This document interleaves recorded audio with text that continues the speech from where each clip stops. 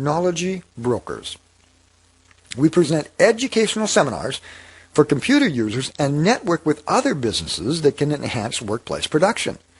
We review the latest trends in ergonomic equipment, stretch-bake programs, smartphone apps, and anything else that can affect a computer operator's effectiveness and efficiency. Go to our graduates page for a complete review of the course material. Now you see on the left-hand side it'll say eFlexonics Holistic Technology Brokers. Then just underneath it says seminars, workshops, and then underneath that page it's the graduates page. As soon as you finish this training, we'll give you the password. You can go in there and there'll be a complete review of what you learned in class. Okay, so this is really exciting. A very popular company did a survey, and it was called Combating Computer Stress Syndrome, Barriers and Best Practices in Tech Support, and you would not believe what they found out. Let's take a look. Now, I've just taken a few slides from their report. It says, question 3, does your personal computer sometimes cause you anguish or anxiety? And look at that, 64% says yes. That's over 6 people out of 10. So you take a look at normal things. Does your car give you anguish? Yeah, sometimes, but never 64%.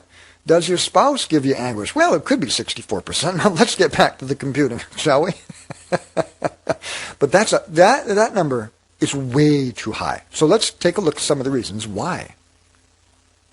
Detailed findings. Data dependency dominates. Now, here's an interesting slide. Consumers are more dependent than ever on the use of their computer as part of their daily home and work routine. A whopping 94% consider themselves dependent on the computer in their personal lives, and more than 60% have a high level of dependency. These large numbers would suggest that any computer problems, slowdowns, and issues could have a lasting effect on the day-to-day activities and the overall equilibrium of most computer users. How would you describe the level of computer dependency in your personal life? Now, take a look at this. You've got 26% at very high and 36% at high. If you combine those numbers, you're looking at what, 62% of very high or high? That's a real big number, and it affects you a lot. That's why we decided to put together a course called eFlexonics. Here's another slide that you're going to find interesting. Days of downtime due to computer troubles. Computer users complain of hours or even days of total downtime as a result of computer problems over the last year. 40% have experienced total downtime of a day or more, and some report being disabled for weeks or months. That's just ridiculous. 75% have had hours of computer failure. It's these collective periods of outage that add up to unproductive, frustrated, and stressed users that are struggling to combat the forces that are slowing or crippling their machines for extended periods of time. Now, on the graph below, you'll see how much computer downtime would you estimate you've had over the past year due to technical failure or glitches. And take a look at the second one, the orange-colored or the kind of rust-colored second bar. 35%. Less than 24 hours. But look at the one below that. 25% had between 1 and 5 days where their computer was not working at all. That's when I would get a call from frustrated customers when I was a road tech. And believe me, when you want to see a blood pressure rise, just have a couple of servers go down at a bank. That'll do it. Okay, so this is wonderful. Look at this slide. It says, hello, is this tech support? Nearly 2/3 of consumers have had to contact technical support assistance for their computer over the last year. This is a high number, particularly given the tendency among about half of the respondents earlier in the survey to try and solve computer problems on their own.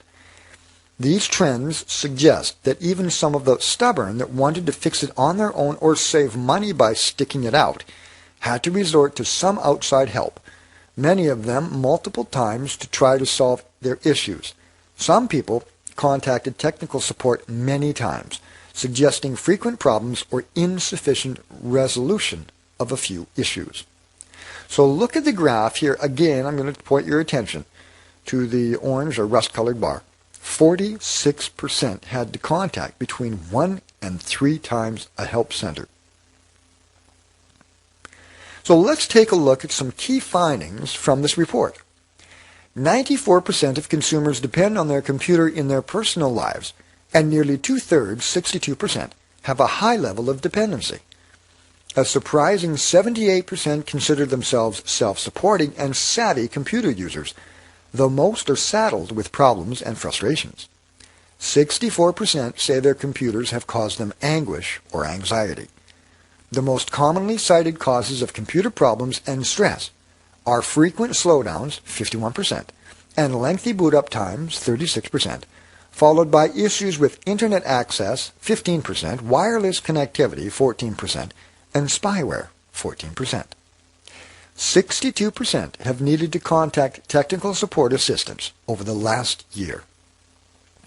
Yet nearly two-thirds, 64%, are attempting a homegrown approach to solving computer problems through trying it themselves, 37% asking a friend or family member, 18% or doing nothing. That constitutes 9%. For those who have tried a tech support service, 41% are not highly satisfied with their experience. Two-thirds don't currently pay for computer support, which is in line with the percentages that are trying to fix the problem on their own. Almost 30% currently pay up to $100 a year for computer support, despite the mixed reviews on service satisfaction. 42% of those that use an outside computer support service are not happy about the cost of it. And the last one states, top sources of stress and frustration with the tech support experience are long wait times, inability to fix problems, the cost of the service, and limited language skills of technicians. Computer stress syndrome is prevalent. The reality is that numerous persistent problems are troubling most computer users, creating unnecessary anguish and anxiety as a result. Whether the troubles be long boot-up times, slow processing, shoddy wireless or Internet access, or a host of spyware and virus threats, nearly two-thirds have needed to contact technical support assistance and or have experienced computer stress syndrome in the past year. Digitally dependent users are getting fed up and frustrated with the current state of computer-related stress and clearly looking